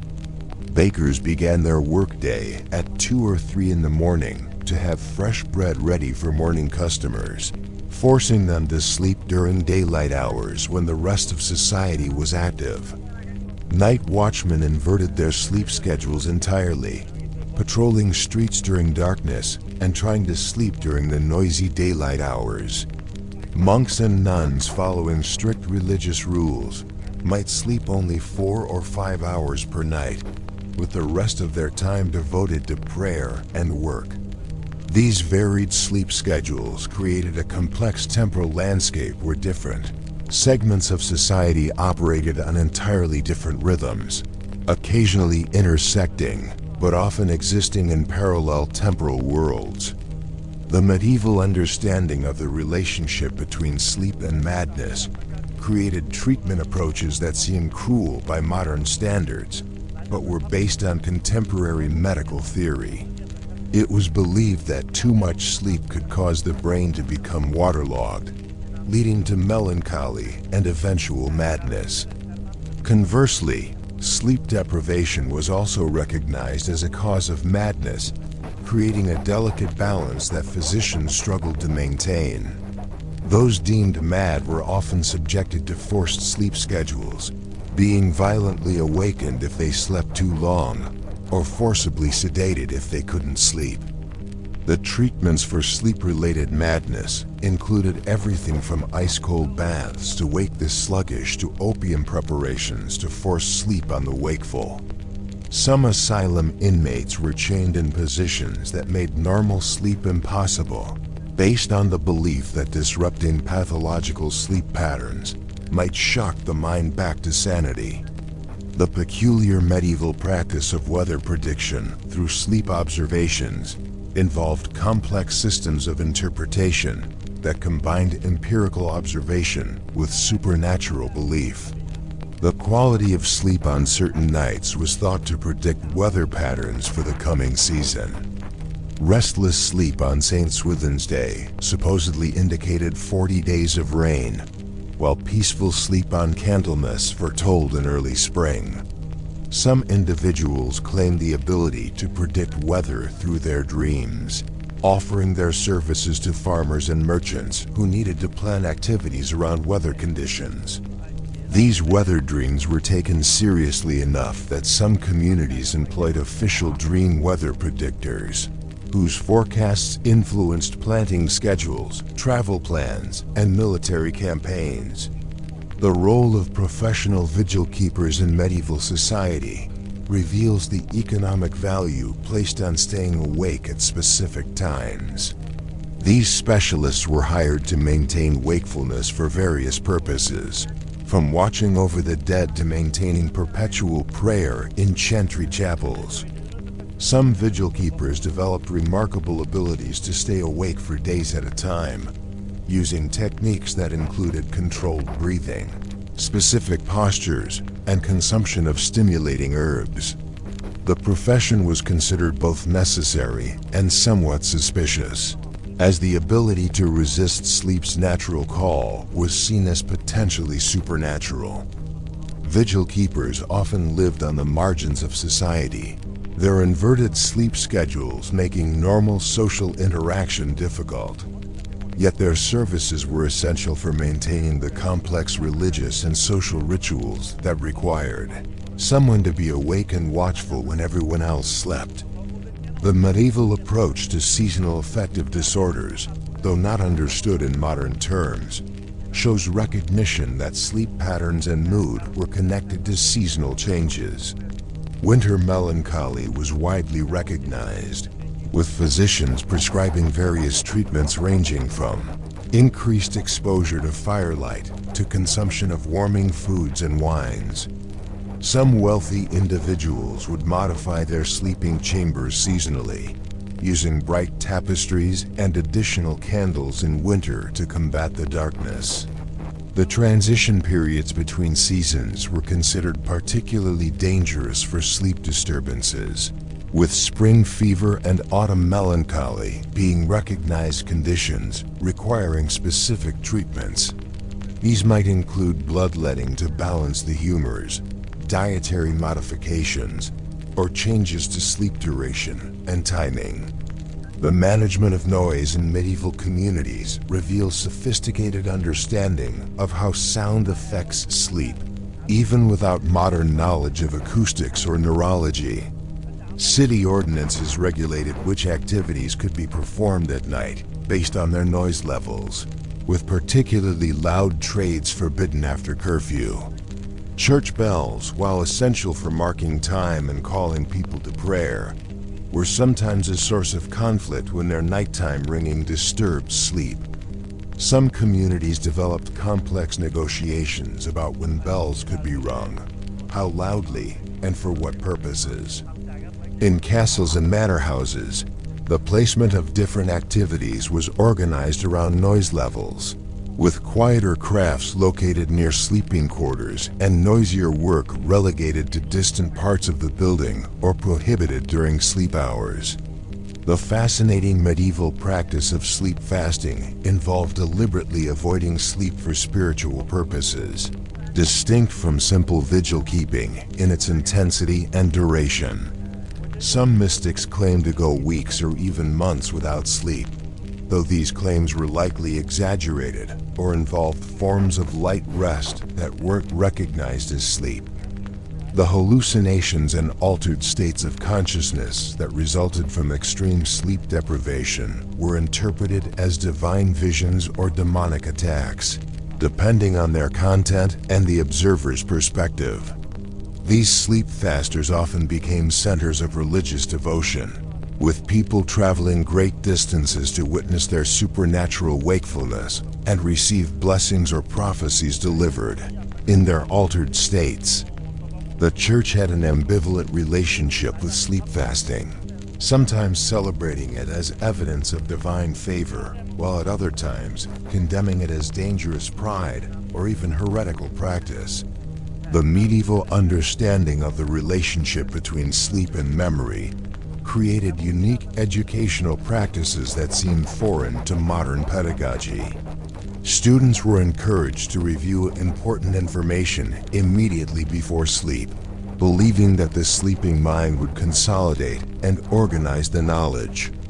Some teachers prescribed specific sleeping positions for different subjects, claiming that mathematics was best absorbed while sleeping on the right side, while languages required sleeping on the left. The practice of placing books under pillows to absorb knowledge through proximity was common, though even at the time, more skeptical scholars questioned its efficacy. Memory palaces, mental constructions used to organize and retain information, were often explored during the drowsy state before sleep, with practitioners claiming that the relaxed mind could build more elaborate and effective mental structures. The treatment of battlefield trauma and its effects on sleep reveals early recognition of what we now understand as post-traumatic stress, though medieval explanations involved demons, corrupted humors, and divine punishment rather than psychological trauma. Knights returning from crusades or wars often reported inability to sleep, or sleep disturbed by vivid nightmares of battle. Treatments included pilgrimage to holy sites, confession and penance for sins committed in battle, and various herbal remedies thought to purge the body of the corrupt humors generated by violence. Some warriors developed elaborate bedtime rituals to ward off battle dreams, including sleeping with weapons nearby for protection, or conversely, removing all weapons from the sleeping chamber to avoid acting out violent dreams. The phenomenon was common enough that special hospices were established near some pilgrimage sites, specifically for warriors seeking relief from sleep disturbances. The complex relationship between alcohol, tavern culture, and sleep in medieval society created unique social spaces and practices. Taverns often served as informal lodging houses, with patrons simply sleeping where they fell when overcome by drink. This created complicated social negotiations about space, property, and responsibility when people woke up missing possessions or in compromising positions. Some taverns had specific rooms set aside for sleeping off intoxication, with straw spread on floors and minimal furnishing to prevent theft and damage.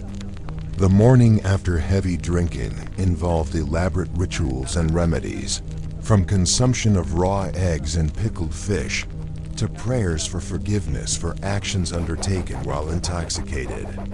The social acceptance of public drunkenness and sleeping in taverns varied dramatically between regions and time periods, with some authorities attempting strict regulation while others accepted it as an inevitable part of urban life.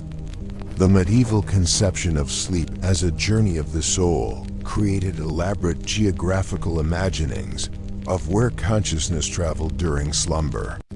Some theologians propose that souls visited purgatory during sleep, experiencing previews of their potential afterlife that manifested as dreams or nightmares. Others believed the soul remained in the body but traveled through memories, revisiting past experiences and occasionally glimpsing future events. This led to practices like placing maps or religious texts near the bed to guide the soul's journey, or arranging the sleeping chamber to create symbolic landscapes that would influence the soul's travels. Wealthy patrons commissioned elaborate bed hangings depicting paradise, hoping their souls would be drawn to these positive images during sleep. The moment of waking was considered particularly significant, as it represented the soul's return to the body, and harsh awakening was thought to risk trapping part of the soul in the dream realm. The role of professional dream merchants in medieval society reveals a complex economy built around sleep experiences. These specialists didn't just interpret dreams, but claimed to be able to influence or even sell specific dreams to clients. Using combinations of herbs, incantations, and symbolic objects placed around the bed, dream merchants promised to deliver dreams of lost loved ones, visions of future spouses, or solutions to pressing problems. Some operated from fixed locations in cities, while others traveled between towns, timing their arrivals to coincide with festivals or markets when people had both money and desire for extraordinary experiences. The church condemned many of these practices as fraudulent or demonic, but the demand remained strong enough to support a thriving underground economy. Dream merchants kept detailed records of their techniques and successes, creating manuscripts that combined practical psychology with magical thinking in ways that prefigure modern understanding of suggestion and placebo effects. Medieval bathing practices before sleep, contrary to popular belief about medieval hygiene, were often elaborate and carefully timed rituals. While full-body bathing was less frequent than today, washing specific body parts before bed was considered essential for health and spiritual purity. Feet were washed not just for cleanliness, but because it was believed that impurities accumulated in the extremities during daily activities and could rise to the head during sleep, causing nightmares and illness. Hands were washed to prevent contamination of the soul during its nocturnal journey. Some households maintained special basins used only for pre-sleep washing, with water that had been blessed or infused with protective herbs. The temperature of washing water was carefully considered, with cold water thought to seal the body against evil influences, while warm water opened pores that might admit harmful vapors. The fascinating medieval practice of sleep divination through bodily signs involved elaborate observation and interpretation of physical phenomena during sleep. The position in which someone naturally slept was thought to reveal character traits and future fate. Sleeping with arms crossed indicated a trustworthy nature, while sprawled limbs suggested moral looseness. Snoring patterns were analyzed for meaning, with regular snoring indicating good health and irregular patterns suggesting impending illness or spiritual disturbance. Sleep movements were particularly significant, with tossing and turning interpreted as the soul struggling against demons or wrestling with moral dilemmas. Some families kept detailed records of their members' sleep behaviors, using these observations to make decisions about marriages, business partnerships, and religious vocations. The organization of medieval hospitals and infirmaries around sleep and healing reveals sophisticated understanding of rest's role in recovery, even if the theoretical framework differed from modern medicine. Hospital wards were designed to maximize patients' exposure to therapeutic influences during sleep, with beds arranged to catch morning sunlight, thought to have healing properties. Windows were positioned to allow views of gardens or religious imagery that would provide positive influences on sleeping patients' souls. The sounds of healing were carefully orchestrated, with specific prayers and chants performed at regular intervals through the night, believed to penetrate the sleeping mind and promote recovery. Some hospitals employed musicians to play therapeutic melodies during the night hours, with different instruments and songs prescribed for different ailments. The peculiar medieval practice of proxy sleeping involved hiring individuals to sleep in specific locations or under particular conditions on behalf of others. Wealthy individuals might pay someone to sleep at a shrine or holy site to receive visions or healing that could be transferred to the patron. Pregnant women sometimes employed proxy sleepers to experience difficult or dangerous sleeping positions thought necessary for the baby's health, believing the benefits could be transferred while avoiding the risks. Some proxy sleepers specialized in sleeping in haunted or cursed locations, theoretically absorbing evil influences that would otherwise affect the property's legitimate occupants. This practice created a class of professional sleepers who developed remarkable abilities to sleep in any conditions and to remember and articulate their dream experiences in detail. Medieval concepts of sleep pollution and purification created complex rituals around nocturnal emissions and their spiritual implications. Both men and women were subject to elaborate rules about bodily functions during sleep, with involuntary emissions considered spiritually contaminating regardless of their physiological normality.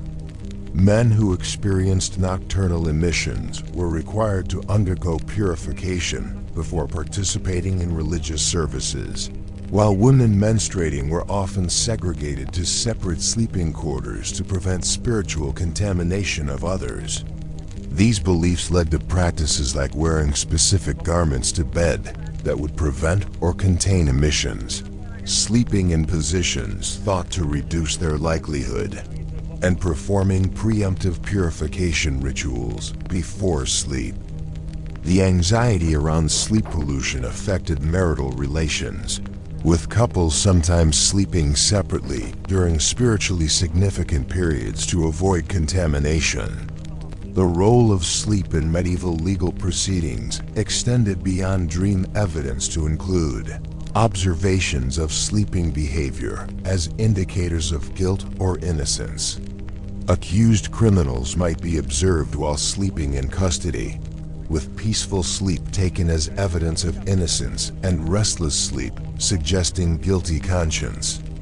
The ability to fall asleep quickly in stressful situations was considered a sign of either innocence or sociopathy, leading to complex legal debates about interpretation.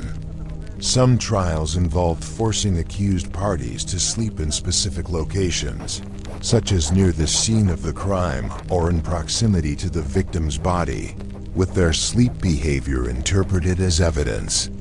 Witnesses might be questioned about the sleeping habits of accused persons, with changes in sleep patterns before or after alleged crimes considered significant evidence. The medieval understanding of contagion during sleep created practices that accidentally provided some protection against disease transmission while being based on entirely incorrect theories. The belief that diseases could travel through shared breath during sleep led to practices like sleeping with faces covered or turned away from others, which may have reduced transmission of respiratory infections. The fear of miasmas or bad air led to the burning of aromatic herbs in bedchambers, some of which had genuine antimicrobial properties. The isolation of sick individuals in separate sleeping quarters, motivated by fears of spiritual pollution rather than germ theory, helped prevent disease spread. However, other practices, like deliberately exposing children to the beds of those who had survived certain diseases, hoping to transfer immunity through proximity during sleep, likely caused more harm than good.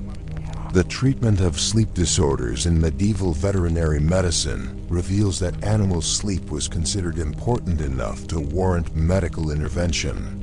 Horses that showed signs of disturbed sleep were treated with herbal remedies and changes to stable arrangements. Dogs that howled or moved excessively during sleep were thought to be experiencing prophetic dreams or spiritual attacks.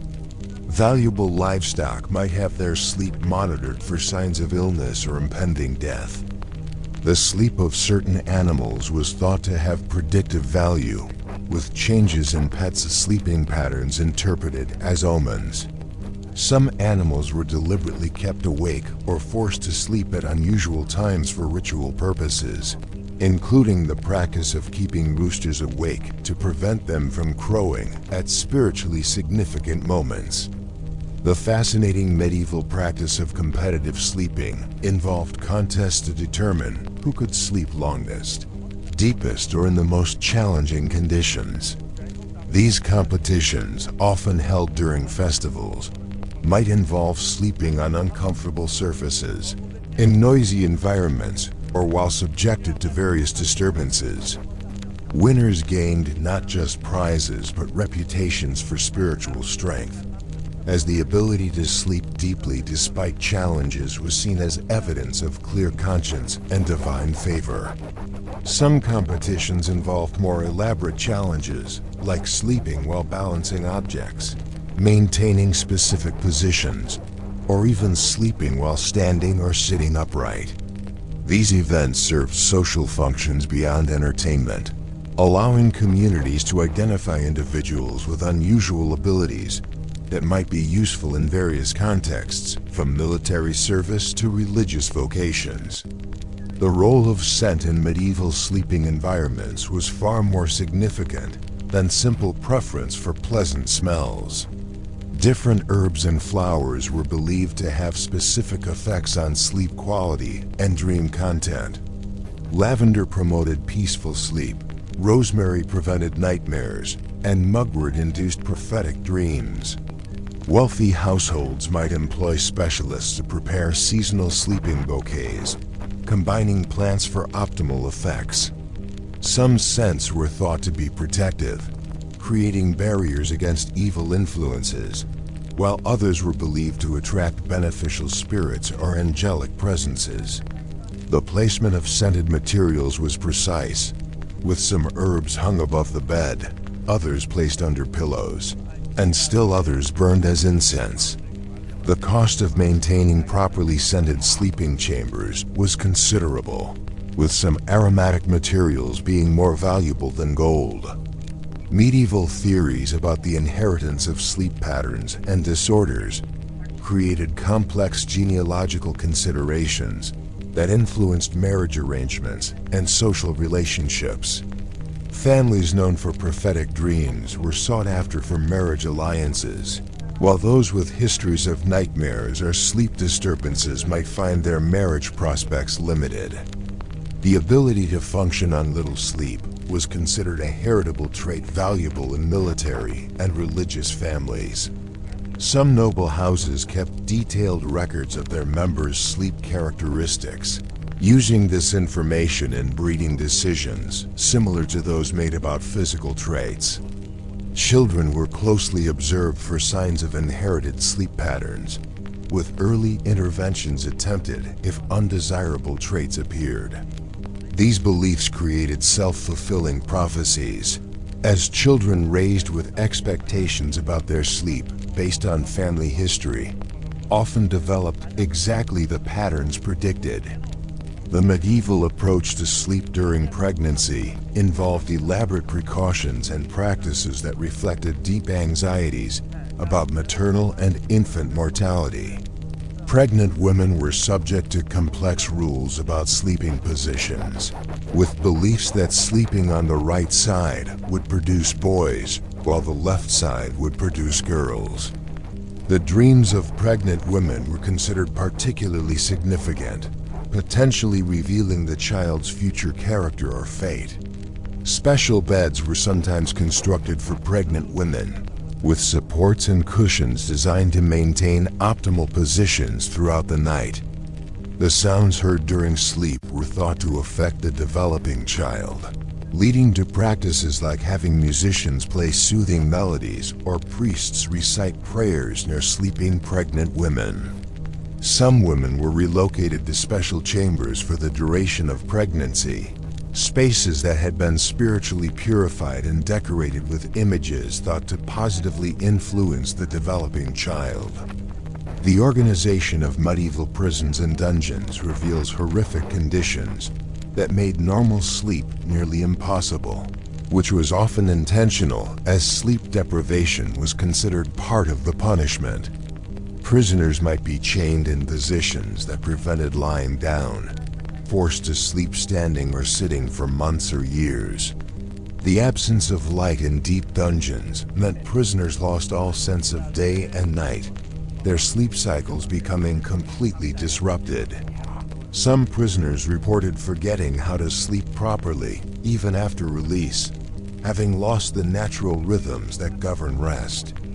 The sounds of torture and execution, often deliberately conducted at night to maximize terror, meant that even when physical rest was possible, mental peace was impossible. Yet accounts also describe remarkable adaptations, with long-term prisoners developing the ability to sleep in seemingly impossible conditions, their bodies and minds adjusting to extremity in ways that amazed observers. The curious medieval practice of sleep prophecy involved individuals who claimed to receive divine or supernatural messages, specifically during certain phases of sleep. Unlike ordinary dreams, sleep prophecies were thought to occur in the liminal space between sleeping and waking, when the soul was partially detached from the body, but not fully entered into the dream realm. Prophets would prepare for these experiences through fasting, prayer, and specific sleeping arrangements, designed to facilitate reception of messages. Some used crystals or sacred objects placed around their beds to amplify spiritual signals. The prophecies received during sleep were often cryptic, requiring interpretation by specialists who understood the symbolic language of sleep visions. Political and religious leaders sometimes made major decisions based on sleep prophecies, with some maintaining court prophets whose primary function was to sleep and report their visions.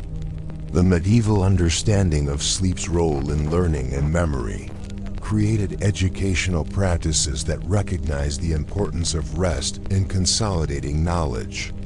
Students in cathedral schools and early universities were required to maintain specific sleep schedules thought to optimize learning. The practice of reviewing important information immediately before sleep was formalized into educational methodology, with teachers structuring lessons to conclude with key points meant to be processed during sleep. Some educational institutions experimented with interrupted sleep schedules, waking students briefly during the night to review materials in the belief that the drowsy mind was more receptive to certain types of information.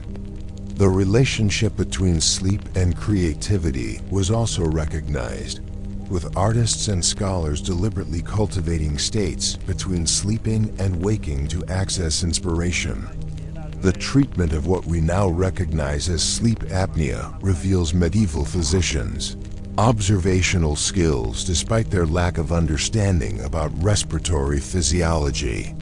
They noted that certain individuals, particularly those who were overweight or had thick necks, would stop breathing during sleep and then gasp for air. This condition was variously attributed to demons sitting on the chest, excess phlegm blocking airways, or the soul temporarily leaving the body. Treatments included sleeping in seated positions, wearing collars that prevented the chin from dropping to the chest, and various herbal preparations thought to dry excess humors. Some sufferers were advised to have someone watch them sleep and wake them when breathing stopped. The association between this condition and sudden death during sleep was recognized, leading to elaborate protective rituals for those known to suffer from breathing interruptions. The role of professional mourners and wake keepers in medieval death culture included specific responsibilities related to the sleep-like state of death. These specialists would maintain vigil over corpses, partly to ensure the person was truly dead and not in a deep coma, but also to protect the body from evil spirits thought to be attracted to the newly dead. The wake, derived from the word meaning to stay awake, involved the entire community taking turns staying awake with the corpse, sharing stories, prayers, and sometimes engaging in games and festivities that seem inappropriate to modern sensibilities. Professional wake keepers knew specialized prayers and rituals for different hours of the night, creating a structured progression through the darkness that helped mourners process their grief while protecting the deceased soul during its vulnerable transition. Medieval beliefs about the relationship between sleep and the four elements created complex theories about optimal sleeping conditions for different temperaments. People of choleric temperament, associated with fire, were advised to sleep in cool rooms with windows open to balance their hot nature. Phlegmatic individuals, associated with water, needed warm, dry sleeping environments to counteract their cold, moist nature. Melancholic temperaments required carefully balanced conditions, neither too hot nor too cold, while sanguine personalities could supposedly sleep well in any conditions. These beliefs influenced architecture, with sleeping chambers designed differently for family members of different temperaments. Some physicians prescribed sleeping in rooms with specific colors, believing that the visual environment during the moments before sleep could influence the balance of elements in the body throughout the night. The fascinating medieval practice of sleep trading involved agreements where individuals would exchange sleeping spaces or times for various benefits. A servant might trade their comfortable sleeping spot for extra food or wages, while a poor student might agree to warm a wealthy person's bed in exchange for education. Some monasteries had systems where monks could trade sleep duties, with those who found night prayers easier taking extra shifts in exchange for other privileges. In military contexts, soldiers might trade guard duty shifts, with those who functioned better at night accumulating debts from those who preferred day duties. These informal economies around sleep reveal how precious good rest was considered, and how willing people were to sacrifice it for other advantages. The medieval approach to children's nightmares and night terrors involved both tender care and harsh interventions based on beliefs about their causes.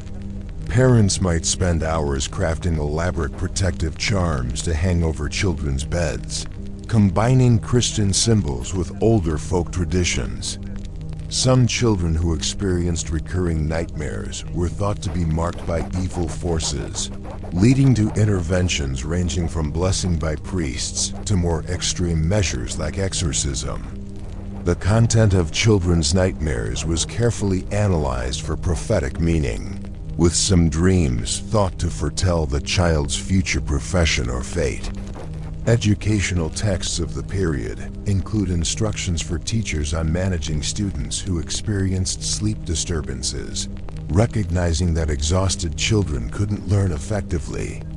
Yet the treatments could be harsh, with some children subjected to cold baths, isolation, or physical punishment in attempts to drive out whatever was causing their sleep problems.